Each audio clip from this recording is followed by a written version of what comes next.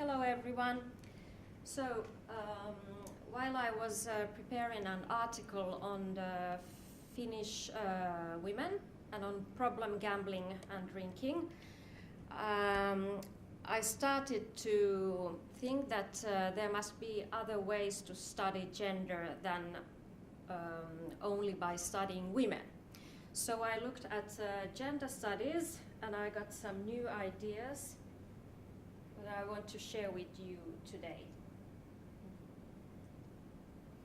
So, as you know, gambling is usually represented as a male activity, and different researchers have explained this by social and cultural reasons.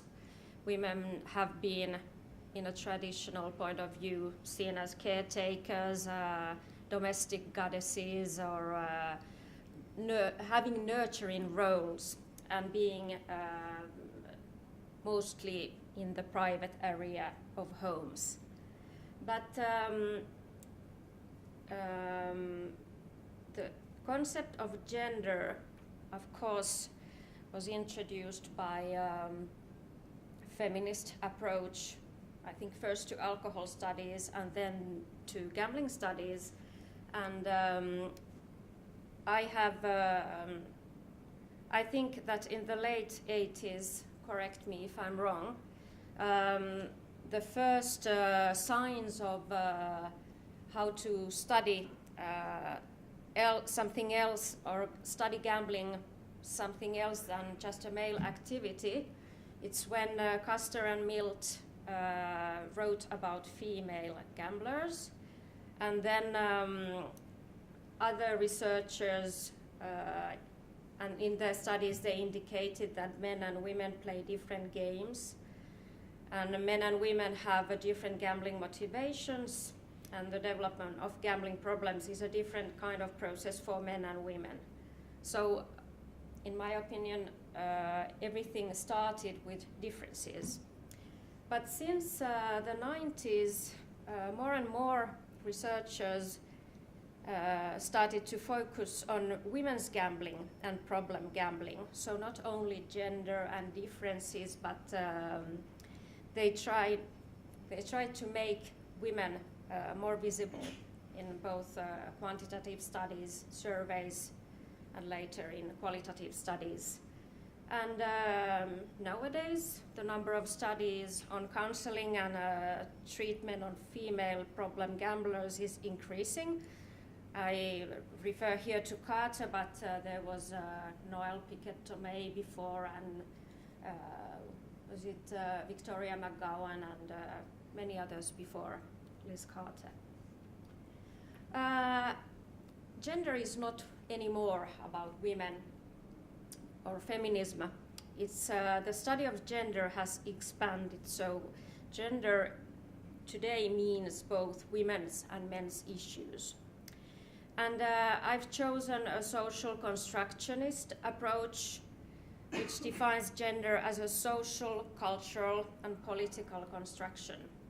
And these are some questions that can help us to understand what is a social construction. So how the categories of men and women or masculinity and femininity are socially constructed or constructed in a certain community or a certain society. What are the mechanisms that maintain or challenge prevailing gender system, and how is power negotiated in gender constructions? And in my study, I use narratives of problem gamblers, female problem gamblers, and I think that these narratives, qualitative data, can help us to understand and to look for answers to these questions. And my focus is the impact of problem gambling in life. So I'm not only looking in the narrative for what's the gambling history or when problem gambling started, but what are the other life events than or factors that have somehow led that today somebody has gambling problems. And I my hypothesis is the more we know about problem gamblers' lives, the better we can prevent gambling-related harms and help the problem gamblers. This is the content of my presentation. So first, some examples of how gender has been analyzed in gambling studies. Then I show you two examples of the narratives that I have used. And then I think there are still some challenges in studying gender. And then something, my ideas that how we could include gender in preventive measures. So, like I said in the introductions, so the studies, different studies of gender differences. So, like there is always this dichotomous view of how men and women they choose to circulate on the gambling scene, let's say. Then was this well-known article of Marc and Lezier, The Feminist Critique, and almost every article that I have discovered on female gambling refers to this article. And Marc and Lezier, they emphasized that most of the research, so before 1990s, was made on male subjects, gender was not discussed, and gender-related findings were not reported. And then came the article of Rachel Wahlberg, which discussed has there been a feminization of gambling and problem gambling. And this is also another important article in gambling studies on gender. Then in Griffith's study, online gambling operators are targeting women, so women form a new clientele for online gambling companies, and women's gambling, or should I say thus, women's gambling will increase. Jessica Svensson has, in her thesis, written about gender-blind gambling research, and according to her, if we add gender in our analysis, it sensitizes us to the specifically gendered representations and how these are valued in gambling sites and behaviors. And I was thinking of that when I was listening earlier to the sports wagering presentations, that how this masculinization is important also to look at. Griffiths again has written about gender-neutral forms of online gambling, and he writes that women prefer gamble online because it's anonymous and there are no men like in betting shops, but I don't know if there are really gender-neutral forms of gambling. Take the example of poker. Well, it's quite masculine as an activity, or sports wagering. Then gender swapping. This is a concept more from online gaming, but there are also, I remember from some poker studies that women may use their femininity to have some advantages while they are playing, or they make themselves look like vulnerable, and they perhaps they will win, or and I will show you some pictures or some photos because I've seen a lot of ads today. This is from the gambling company 888. So because the bonus or the free £10 bonus in bingo is so enticing, so even men want to dress up like women. And the other photo, I just put it here because I'm not sure if she's sleepy or drunk, but she's dressed quite in a masculine way. So she's the real deal, perhaps in poker. And okay, then let's go to the stories of life. So as you know, qualitative studies use like interviews, diaries, other narratives, like autobiographies or any written texts to examine gambling practices and problem gambling among men and women. And I found a book called Gender and Qualitative Studies, and it's quite interesting that here a text about life, and life is lived, and there are gendered life events. So life is not only full of life events, it's everything is gendered according to this methodology. And then Samantha Thomas and colleagues.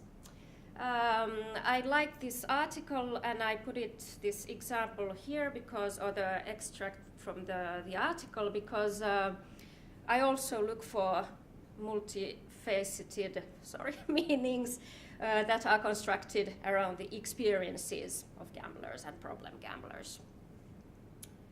And here is one excerpt from my study. When you read this, imagine this, or tell me if this story could be from your country.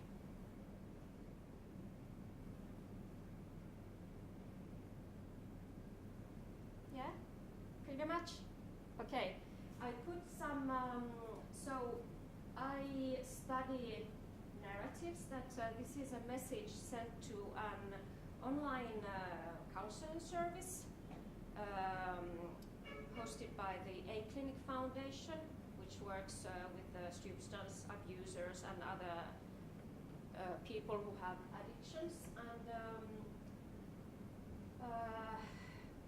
I like this excerpt because I made to show you what I'm trying to analyze here is in red I put everything that I coded as addiction or relating to addictions. This light, this yellowish color here, it's more of mental health issues. Good things. She was sober, and she has no more housing problem, and she got education, and she has a job now. And then on light blue, I have all the family ties and all the concerned or the important, significant others. And what was very interesting to me while I was analyzing this data is this intergenerational breach of addictions. So, oops, sorry. So, I get excited. So it's not only about the problem gambler, but it's so many things in their lives that are also important for us researchers to understand. So many experiences, and well, this woman has quite a lot, had quite a lot of problems. But I like the end. I hope that I am okay as a mother. I think it's quite fine. Then a young man. I always write slot machines because we don't say pokies, so, but there are different, like fruit machines, different games. So, and here again, so red, whatever is addictive or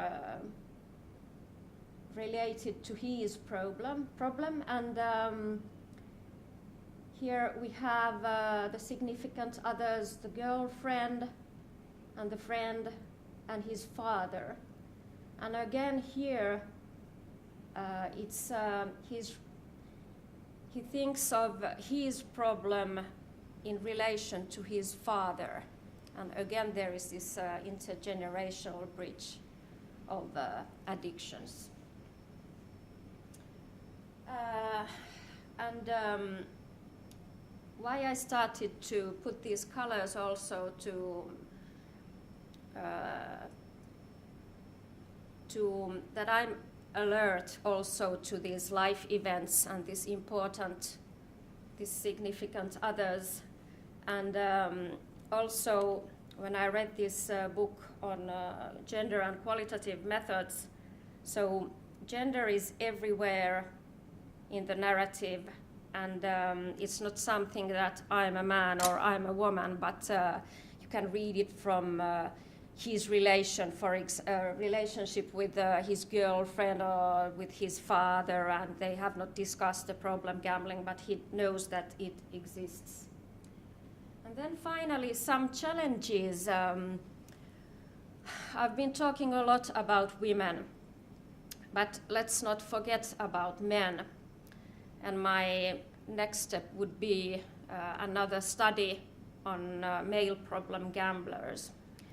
And when I looked at on research on men and masculinities, I discovered that it's important to understand that there are only one type of men or one type of women. There are no homogeneous groups, but there are different kind of identities that also have how we understand masculinity or femininity in our cultures, in our societies, in our traditions. All these have an impact afterwards, for example, in therapy, education, health services, violence prevention, policing, and social services. Then a colleague of mine from Finland and her colleagues, they had this idea to look at when women are drinking, what kind of femininities they express. And are they flirty, or are they crying over an ex-boyfriend, or are they drinking like men? Instead of saying in this study that women drink more and thus they drink like men, they say that there are different kind of femininities, and women's drinking has diversified the worlds of drinking and intoxications. And they acknowledge the masculine drinking tradition, but women with their drinking have made splits in this tradition. Then my favorite one, I read the article of Laurie Morrison and Denise Wilson, and suddenly I understood the word pathways differently, and I took it here because it's important as an idea when you think of not only different cultures and their impact on the members of these cultures, but also that in biographies, in these narratives that I'm studying. And here it's this intergenerational transference of gambling. This study was about Maori women. Then another study from the Samoan by Perez and Faleafa, and how there are many parents or other relatives who give this context where the child learns to gamble, or at least sees parents and other family members gambling. And then among migrants, a study from Wang and Tse, when somebody comes to another country with another more liberal gambling policy, and where games are available everywhere, like in Finland, they might they are more vulnerable, because it's not only that it's easy money, but it's something new and everybody does it, so why not try it? Then preventive measures. How I see gender and prevention together. It's first of all, it's equality on legislative level. So among men and women should be treated equally without any kind of positive or negative form of discrimination. And positive discrimination would be that there are some types of services available only for women but not for men, for example, in the case of domestic violence. And then I think this intergenerational development of addiction is one problem that we should tackle more. Social security. Yes, I dared to put that word in this presentation. I know it's very different in different countries, but I mean a minimum of social security that members of different societies can feel secure, and they are entitled to benefits when they cannot, for example, make a living by themselves, and or they are in precarious social and financial situation, like being a single parent or being a victim of domestic violence or being unemployed. So, and as you know, poverty, poor health, and living in underprivileged conditions lead to inequality among men and women, among men, among women, and among men and women. Responsibility. There has been many presentations that have analyzed different kind of responsibility policies. And for example, in Finland, sometimes I think that the good causes, so all the charities, all the NGOs that live and prosper with gambling money, they are more important than, for example, the prevalence of problem gambling. And we have in Finland 20,000 slot machines all over the country. And I mean all over. When you go to the convenience store, you go to the supermarket, you go to the gas station, you can always play.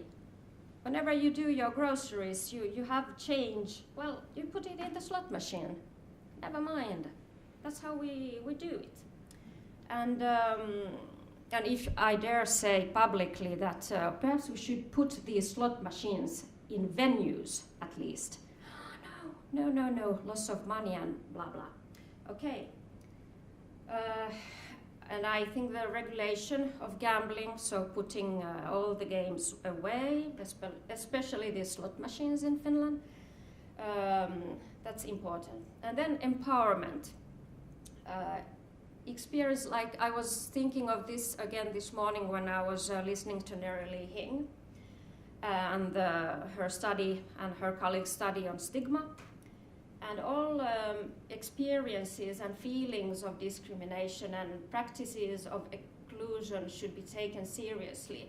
And by healthy and equal social networks, I mean that whatever the culture is, family ties, friendships, being part of activities, they are paramount for individual and communal well-being. So, some conclusion. So, gambling studies could include. I don't write and say should. I say that could. Some standpoints and methods are valid and relevant. These research on gendered roles and practices is still scarce. Like I've tried to show you today, so qualitative studies could examine more the pathways to gambling as a form of cultural socialization, and then the different masculine and feminine identities represented by gamblers and problem gamblers, and perhaps more studies on narratives. So we have a lot of studies with interviews, but also when people write or send messages to online discussion forums, they're important. And future research is needed, was this sentence banned, but as a researcher I say that future research is needed on the diversity of men and masculinities and gambling-related femininities. And preventive measures do not have to be gender neutral, and prevention should not only target or be about vulnerable populations, but also every man and women who may suffer from gambling-related difficulties at some point of their life. Thank you.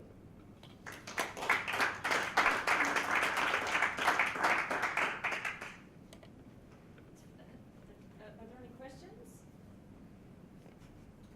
Yes.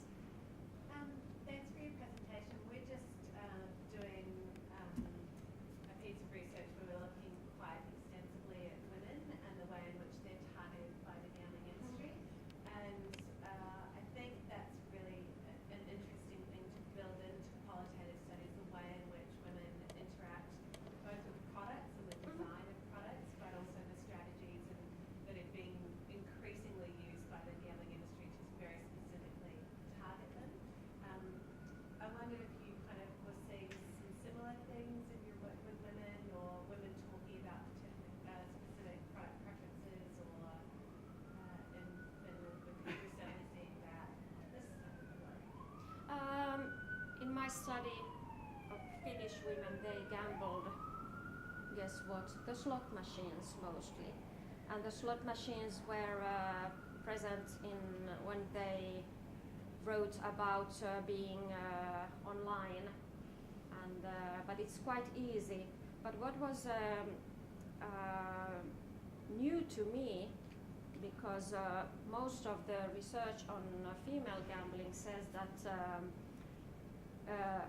elderly women gamble, and women start later than men. And in this small study with these messages, I discovered that women who stayed at home and benefited from I think it's in English home allowance care. So they take care of the small child at home, and they have these social benefits.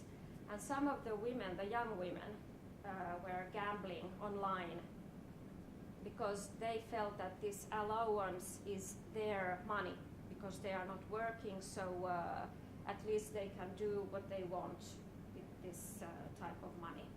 Yeah, that would certainly replicate some of the things that we're seeing around women's patterns of gambling, that there is an assumption in the literature that they are attracted to gambling machines and gambling machine venues, and that may be true for a certain portion of women, but we're certainly seeing younger women, so 18 to 25-year-olds, become engaged, particularly in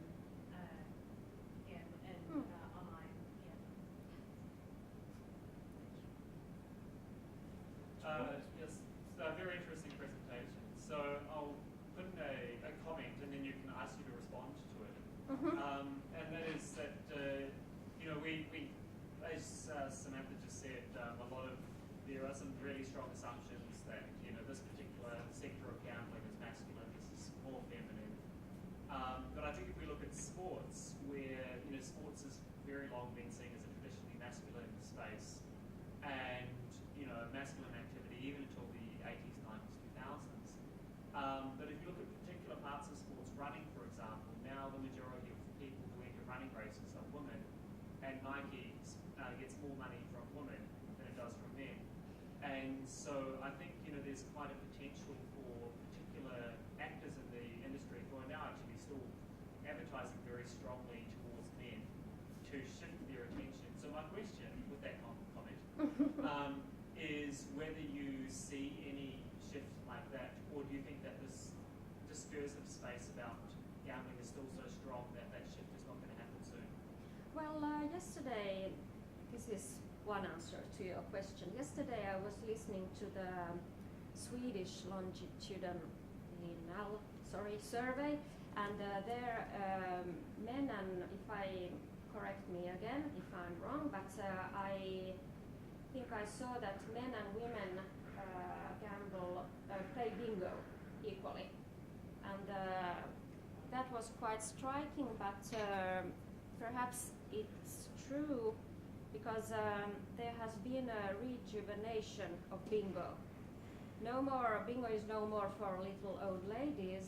It's if you take the Swedish company Maria Bingo, it's advertising for young women, and there are also men playing bingo.